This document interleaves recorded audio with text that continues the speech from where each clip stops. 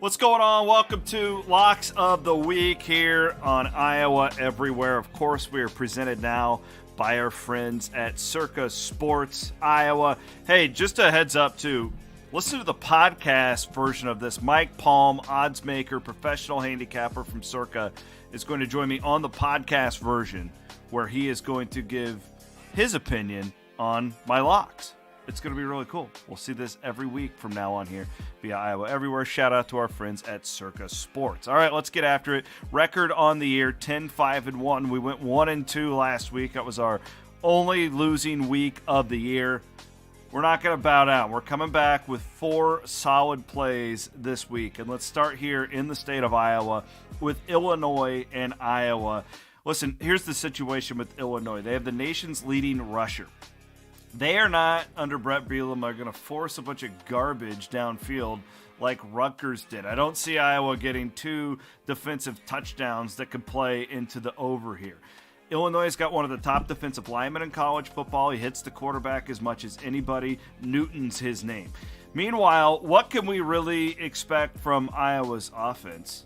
Brett Bielema knows this. Brett Bielema knows Iowa as much as anybody.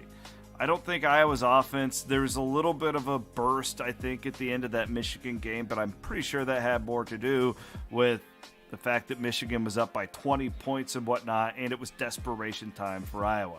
Here's the real kicker for me. The under is 9-1 for Illinois in their last 10 games against a team with a winning record. What does that say? Brett Bielema knows that he wants to take the air out of the football when he doesn't have as much talent as the other team. I think Iowa plays into that. I think that it helps Illinois as the favorite to keep this thing low scoring, and we all know how Iowa plays. Therefore, give me the under, 36.5, locking up the under for Iowa and Illinois.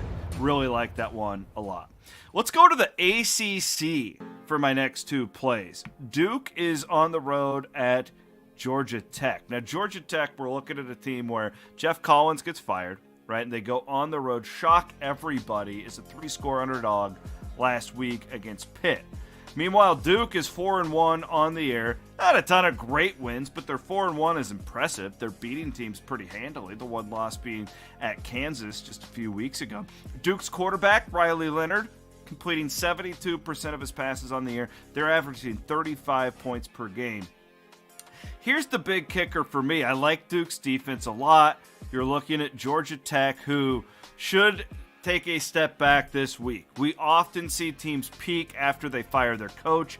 We definitely saw that last week on the road at Pitt. They take a step back. Georgia Tech, what's that number? 6-18 against the spread in their last 24 games.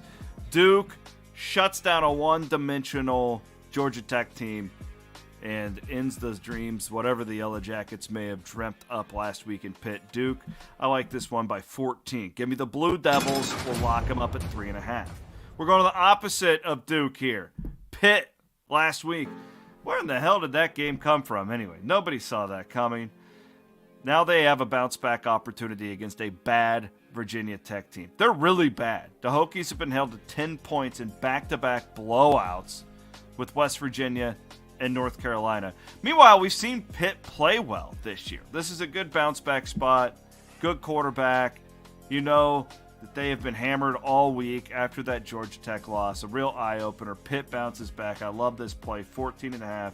7-1 against the number in their last 8 in this series. Give me Pitt minus 14.5. If this thing gets below 2 touchdowns, you guys hammer it, but I'll take it at 14.5 against a bad Virginia Tech team. Lock that one up.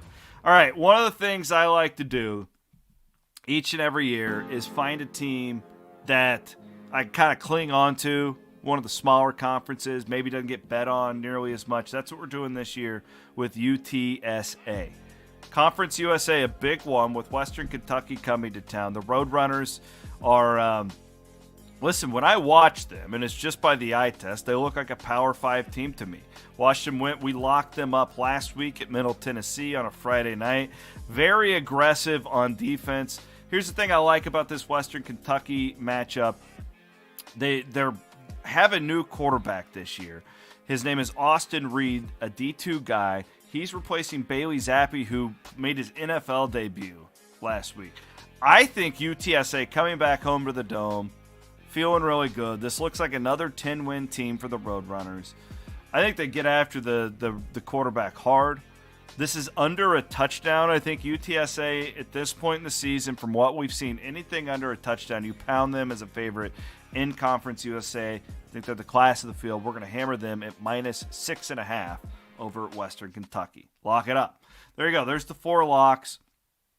I am considering a couple other games here, and I don't like the fact that these are both favorites. I'm on too many favorites this week, but I'm going to throw these out for consideration anyways. Probably the least confident for me is Nebraska against Rutgers. I just wonder about Rutgers. They just, they have such a hard time scoring the football. And meanwhile, you look at a Nebraska program that clearly has more talent than the record would indicate. Did the week off and then Mickey Joseph getting his shot, again, they just beat Indiana. We don't want to overreact. But where's Indiana at compared to – it feels like Nebraska has a little bit of momentum if you watch that game. I wouldn't hammer this one, but I'm considering playing this one as a standalone game on Friday night. I would definitely side Nebraska. TCU at Kansas. Now, this is a game where – and I was highly emotional after the Iowa State game last week, but I said whatever the line is, TCU, you play it blindly against Kansas. Came a little higher than I thought. The odds makers really, like me, are a big fan of this TCU team. Watching Kansas and the way that they beat Iowa State actually made me less impressed with the Jayhawks. So I would really consider – now, you're not going to find this 6 out there in very many spots. I got it on Circa late Wednesday night. I think it's already moved to a 7. So shop around on that line. Our friends at Circa would tell you to do the same thing. Above 7, I don't think I would play it. But, again, like Kansas just didn't really impress me. I don't think their defense is that good. Really, really tempted to play TCU at -6 there. I didn't because I don't like screwing around with Cinderella and all that good stuff. Again, if you're watching on the video, thank you. And if you want the insight of Mike Palm from Circa Sports, go and find Iowa Everywhere, wherever you find your podcast. We'll have the complete version there where I bounce these off of him as well. Again, we're 10-5-1 on the year. Let's go 4-0, baby. Iowa under. We're going to play Duke at 3.5 over Georgia Tech. Pitt, bounce back for the Panthers. And then we're rolling with our Roadrunners, baby. UTSA. Those are your locks of the week. Of course, they are always presented by Circa Sports Iowa here on Iowa Everywhere.